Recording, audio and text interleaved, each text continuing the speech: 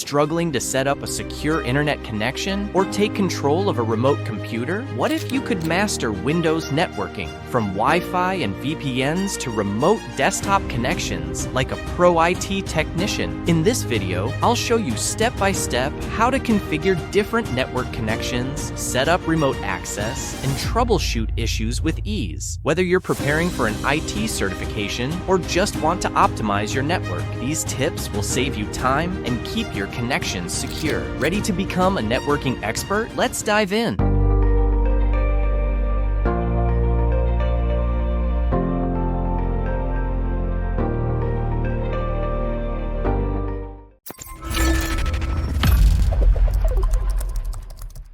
For this second part on the configuration of Windows networking, we will see the different ways to connect to the internet, connection methods in the remote desktop, as well as the remote support service.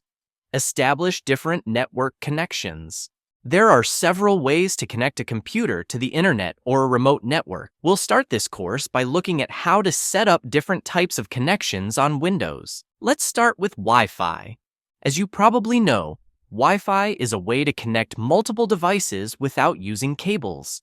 To transmit information, devices with Wi-Fi use radio waves in frequency bands ranging from 2.4 GHz to 5 GHz, and for a speed of up to 7 GB per second for Wi-Fi 5. Setting up a Windows computer to a Wi-Fi hotspot is extremely simple, and that's probably because Wi-Fi is one of the most widely used ways to connect devices today. Let's see how to connect a workstation to the Wi-Fi network. In the Network and Internet settings, on the Wi-Fi tab, click Manage Known Networks. Then you need to add a new network. This is where you will need to enter the network name, security type, and the security key. Once this is done, you will need to click on Save to validate. Now let's move on to the Ethernet connection, which is probably the easiest way to connect two devices together, as you just have to connect them to a network device using a physical cable. Internet access is then done without the need to configure anything. This is thanks to the DHCP protocol, which allows an IP address to be provided automatically. This saves you from having to do it manually on each workstation. We'll see how to access the settings to set up an Ethernet connection. Open the Network and Internet settings, and then in the Ethernet tab, click on Change Adapter Options. You then need to right-click on the network interface and click on Properties. In the Ethernet card properties window, you have to go to Internet Protocol version 4, TCP IPv4, and click on Properties again. And this is where you can set up an IP address manually. Now, let's move on to the WW1 Wireless Wide Area Network. It is simply the cellular network. Mobile networks, including the 5G network, allow a very fast internet connection while ensuring a certain mobility. Internet access via the mobile network is not necessarily limited to smartphones, as you can share this connection with any other equipment, such as a laptop. And this sharing is possible through two different methods.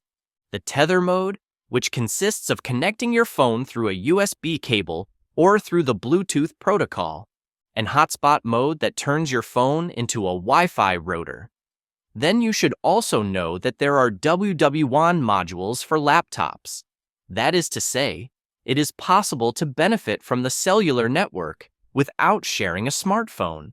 In fact, it is simply a SIM card that is installed in the PC. Now, let's look at dial-up internet access. That is to say, it is a connection that goes through the traditional telephone network. The oldest among you probably remember the sweet melody of 56K modems during the establishment of the connection to the internet. This type of connection is called dial-up. Even if there are still people who use this type of connection, it is a method that has been abandoned because the navigation is very, very slow. We'll see how to set up a dial-up connection in the Network and Internet settings, and then in the Remote Access tab, click on Set up a new connection. Then you need to select Internet connection and then click on Next and select Remote Access. Finally, all you have to do is enter your login details, which are given to you by your internet service provider, and click on Create. Your dial-up internet connection is ready. Now, let's move on to VPN, Virtual Private Network, which is a way to protect internet traffic between two computers by creating a direct link isolated from the rest of the traffic. VPNs are widely used for teleworking, as they allow you to connect to a company network as if you were directly on site. Windows has a VPN client, and we'll look at how to use it.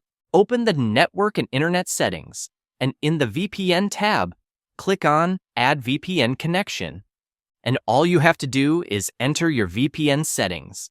Then you should know that you have several ways to connect to a VPN, as can be seen here.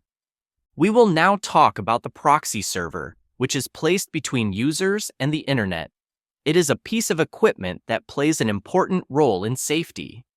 When you use a proxy, traffic that comes from the user will always pass through the proxy before reaching the requested internet address. And it's the same in the other direction. Traffic from the internet will also pass through the proxy before reaching the user. It is important to know that it is possible to add exceptions for trusted sites so as not to be blocked by the proxy. We will now see the configuration on Windows. In the Network and Internet settings and in the Proxy tab, click on Use a Proxy Server. This is where you will be able to enter the IP address, port, and any exceptions. Now we're going to look at connecting to the remote desktop, which is a very useful feature. As its name suggests, it allows you to take control of a computer remotely using a graphical interface. The protocol used is RDP, Remote Desktop Protocol. The main advantage of this protocol is that it allows you to work on a remote computer as if you were in front of that machine.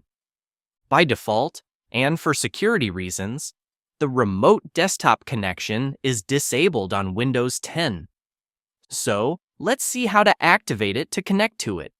Open the System settings and in the Remote Desktop tab, click on Enable Remote Desktop. A confirmation window will appear, then simply click on Confirm. So you still have to be very careful when you activate this option, because you allow the connection to all members of the network. That's why it's highly recommended to use a complicated password and not just a series of numbers or 4 times 0.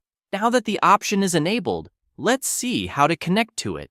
In the search bar of the Start menu, type Remote Desktop Connection and open the Remote Desktop Connection utility. And there, all you have to do is enter the name or IP of the machine you want to reach. Then you will have to identify yourself on the machine in order to be able to take control remotely.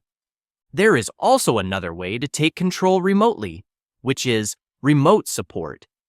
It is a method that also uses the RDP protocol and consists of letting a trusted person take control of your workstation in order to solve a problem. Well, let's see how to use it. In the Start menu search bar, type Quick Support, and all you have to do is enter the code from the wizard, so it can help you solve your problem.